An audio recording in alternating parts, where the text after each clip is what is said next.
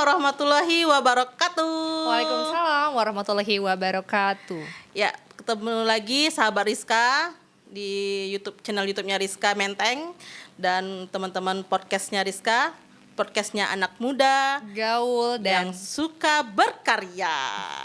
Asik. Nah, ketemu lagi ya kita berdua ya. Aku Lina Maizir dan Putri Iswi. Alhamdulillah di kesempatan kali ini, kalau kemarin nih kita bahas soal konsep bahagia ya. Apa kemarin yang Jepang tuh? Ikigai.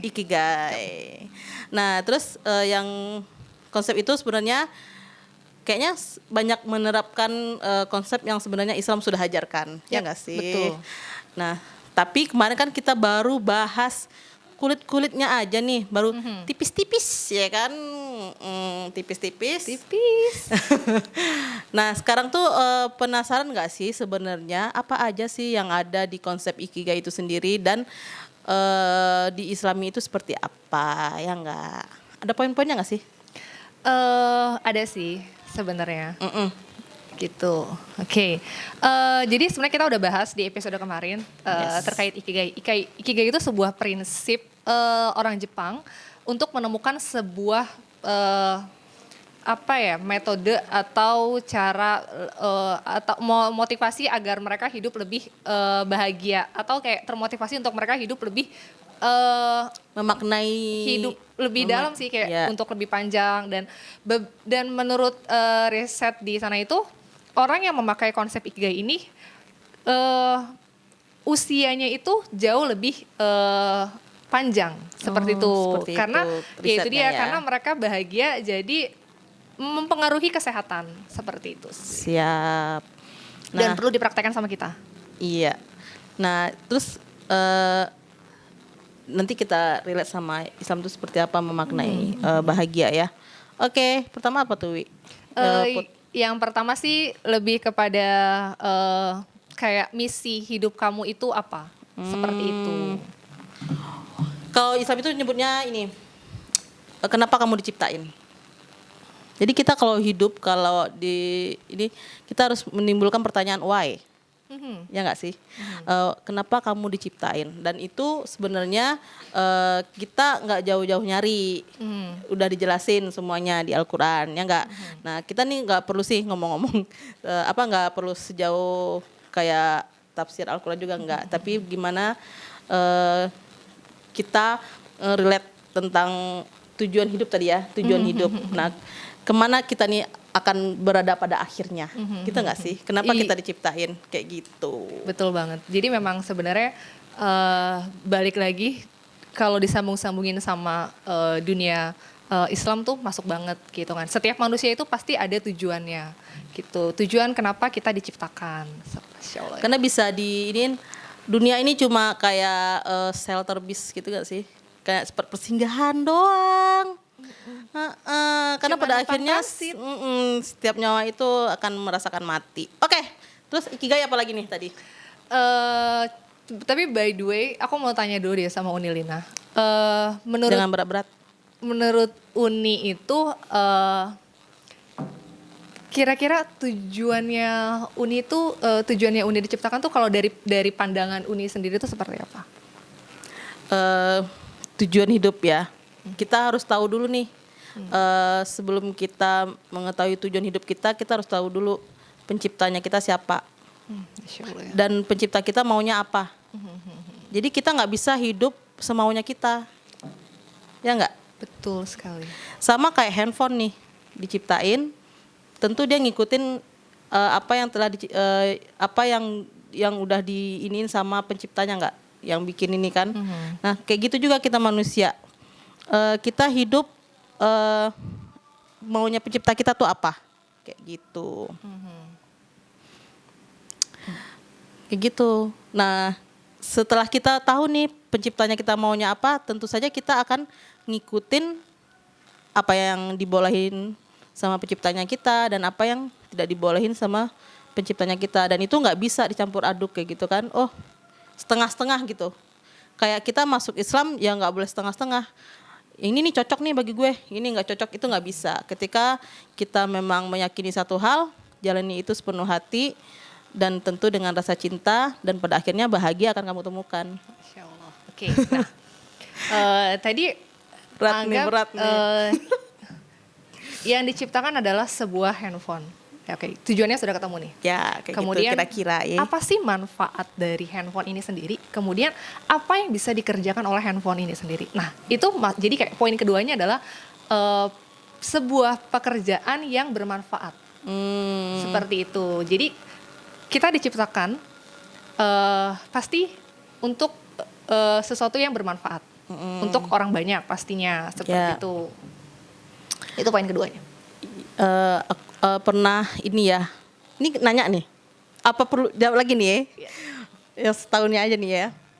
Kayak di ini bahas kayak di Al-Qur'an ya. Aku seingatku tolong nanti teman-teman komen di bawah kalau aku salah ya.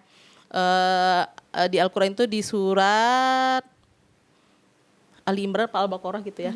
103. Pokoknya artinya gini, kurang lebihnya begini. Kalau teman-teman tahu komen di bawah, yang benar ntar dapat hadiah dari aku. Bener, ini catatnya adminnya YouTube Rizka, siapa yang benar terjawabnya. Kira-kira artinya gini, manusia yang baik itu diciptakan untuk mencegah yang buruk dan menebar kebaikan. Tapi nggak cuma sekedar itu doang. Dia juga harus beriman kepada Allah Subhanahu wa taala kayak gitu. Jadi hidup itu nggak cuma bisa lu jadi orang baik kayak gitu. Tapi kita juga harus punya iman. Masya Allah, Kayak gitu. keren banget emang Yunil. Aku tuh salut loh. Enggak boleh gitu. Mentor aku Sama-sama by the way. belajar, sama-sama belajar kayak gitu. Jadi kan ya udah deh hidup gini-gini aja, cukup lu jadi orang baik doang, terus bermanfaat bagi orang lain udah selesai sampai di situ. Ntar lu juga masuk surga. Nggak cuma sekedar itu guys, kayak gitu. Masya Allah ya. Kita juga harus punya iman. Gimana Allah maunya kita tuh seperti apa, kayak gitu. Dan yang pasti sebagai umat manusia kita harus bermanfaat untuk sekeliling ya. Itu harus dipastikan. Itu harus menurutku. Dan memang dipastikan. ya buat apa kita diciptakan tapi kalau kita tidak punya kebermanfaatan. Yes, Seperti itu. betul, Apalagi betul. kebermanfaatan untuk agama kita sendiri. Seperti itu. Ya kan? Cocok. Dan by the way seperti yang sudah di episode sebelumnya, Unilina itu adalah seorang perawat yang dimana Masya Allah ya sudah jelas banget nih kebermanfaatnya adalah menolong orang banyak yang memang sakit gitu ya secara perawat gitu kan. Itu sesuatu yang memang bermakna sekali, bermanfaat sekali sebuah pekerjaannya. Oke. Berarti kita udah ketemu 2 poin tadi ya kan. Yang pertama adalah misi atau tujuan hidup kita, yang kedua adalah pekerjaan yang memang bermanfaat, yang ketiga adalah ini profesi. sama kayak kamu juga nih Beb. Kan teman-teman kalau tahu Putri Iswi ini punya WO ya kan. Apa namanya? Piwi Project. Nah, Mungkin bisa di-follow di @Piwi Project. iklan dikit ya. Jadi itu juga bermanfaat karena bisa nolong teman-teman di luar sana yang pengen merencanakan pernikahan kayak gitu. Nah, jadi bermanfaat sekali kalau misalnya bingung bisa konsultasi segala macam. Nah, itu bermanfaat sekali ya kan? Jadi nggak cuma sekedar money oriented, Yap, tapi betul. juga bisa gimana caranya supaya teman-teman yang di luar sana pengen menikah tapi bisa sesuai dengan, kan nikah ibaratnya sekali seumur hidup pasti pengen sesuai yang diimpiin gitu kan. Nah, kayaknya Putri jagonya di situ kan ngelit acara kayak gitu ya, Masya Allah. Karena nikah itu kan ibadah ya, dan kita membantu urusan orang lain ya, ibaratnya kita membantu ibadahnya mereka, yaitu adalah sebuah pekerjaan yang bermanfaat insya Allah. Insya Allah, amin. Ya. Seperti itu. Yang ketiga adalah profesi gitu kan, yang memang kita bekerja secara profesional kemudian dibayar. Nah, seorang perawat Unilena tadi ya otomatis gitu kan memang bekerja secara profesional, tujuan hidupnya sudah jelas, kemudian pekerjaannya bermanfaat, kemudian bekerja secara profesional, akhirnya dibayar. Nah, itu dia poin ketiganya. Nah, kita coba lagi kita coba relatein lagi nih sama dalam dunia Islam seperti itu kan ya. Jadi bagi orang-orang kayak teman-teman Rizka Menteng nih ya, kan pekerja, pelajar, ada yang kuliah juga, terus punya orang tua, punya keluarga di rumah, tapi mereka teman-teman nih hebat banget nih.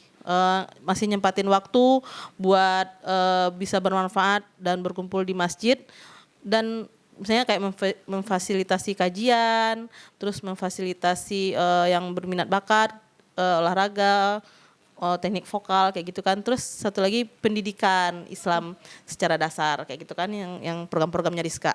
Nah, terus apa sih sebenarnya mereka dapatin, padahal ngapain sih pulang kerja terus capek-capek lagi ke Rizka gitu kan, ngapain gitu. Tapi mereka, aku yakin di hatinya teman-teman itu pasti ada tujuan di situ.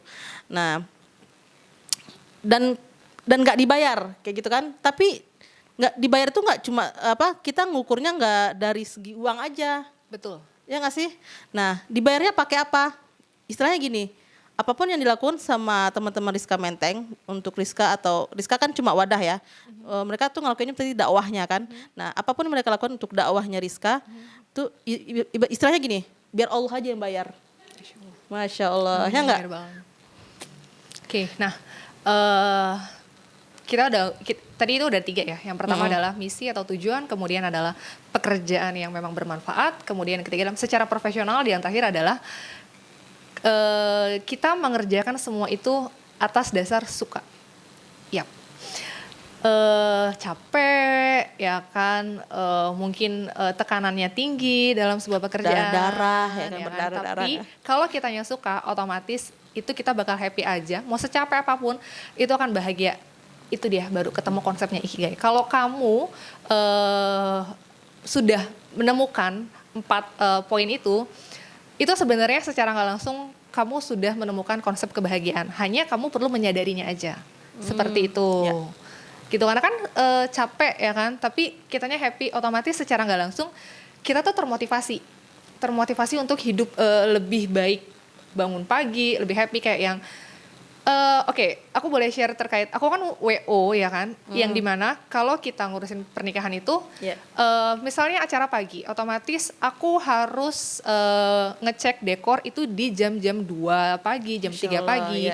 Tapi entah kenapa aku bisa aja terbangun kayak yang, oh ya udah, padahal aku misalnya sampai jam 10 masih beraktivitas, jam 2 harus cek venue dekor udah oke atau belum, kemudian kayak memastikan semuanya ya kan. Jam 4 aku balik ke rumah, kemudian balik ke rumah tuh cuman buat bersih-bersih, kemudian jam 5 tuh udah harus balik lagi ke venue, dan itu kayak entah kenapa kayak happy aja gitu. Aku termotivasi untuk hal itu karena ya itu dia, kayak ya udah enjoy aja ngejalaninnya. Iya, karena udah suka, udah cinta. Betul. Kalau udah cinta tuh udah susah ya. Betul. Jadi bucin. Jadi gitu. Jadi semoga bucinnya sama Allah ya. Jadi amin ya. Kayak teman-teman Rizka Menteng nih, nggak cuma Rizka Menteng nih ya, pemuda-pemudi, remaja masjid, dan siapapun komunitas-komunitas di luar sana juga pasti mikirnya gitu. Karena cinta sama Allah, cinta sama dakwah, jadi kayak ya udah gue ngelakuin semuanya, padahal padahal mereka bisa aja mager di rumah gitu kan, ngapain nongkrong sama teman-teman gitu, tapi teman-teman yang di dunia dakwah itu kayak ngelupain itu gitu. Aku tuh kayak kurang lebihnya gini, kayak ada satu pepatah atau istilah atau apa gitu ya, apa ada di Al-Quran gitu, aku juga lupa ingat. Jadi kalau kayak kita ngurusin agamanya Allah, Allah akan ngurusin hidupnya kita kayak gitu. By the way, benar-benar aku berterima kasih sekali, aku bersyukur sekali dipertemukan dengan Rizka Menteng ya, berada di lingkungan yang betul-betul Masya Allah orangnya baik semua, circle-nya tuh positif gitu. Walaupun ya dalam sebuah organisasi pasti akan ada naik turun, akan ada konflik-konflik, tapi ya itu sebuah bumbu-bumbu sih gitu. Tapi balik lagi kita dipersatukan semuanya sama Allah. Masya Allah. Jadi hidup tuh manis-manisnya ya dari situ ya. Kita ya kalau kata sahabatnya Rasulullah itu yang Ali bin Abi Thalib, kalau kita pengen kenal sama sahabatnya kita, temannya kita harus tahu dulu nih dengan caranya itu, pertama makan bareng. Terus jalan bareng. Safar bareng. Kemudian nginep kan, safar dan nginep. Jadi itu kita baru tahu nih kayak mana nih kualitas pertemanannya kayak gitu. Mudah-mudahan sih apa yang kita sampaikan bermanfaat ya. Amin, amin ya rabbal alamin. Tadi yang pertanyaan jangan lupa komen di bawah bagi yang benar. Nanti ada hadiah spesial buat kamu. Apa lagi?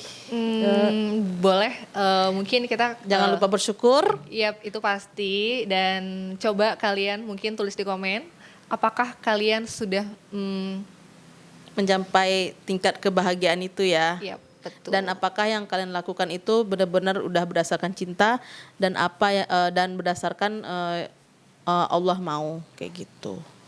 Oke. Gitu teman-teman. Mudah-mudahan bermanfaat ya. Amin.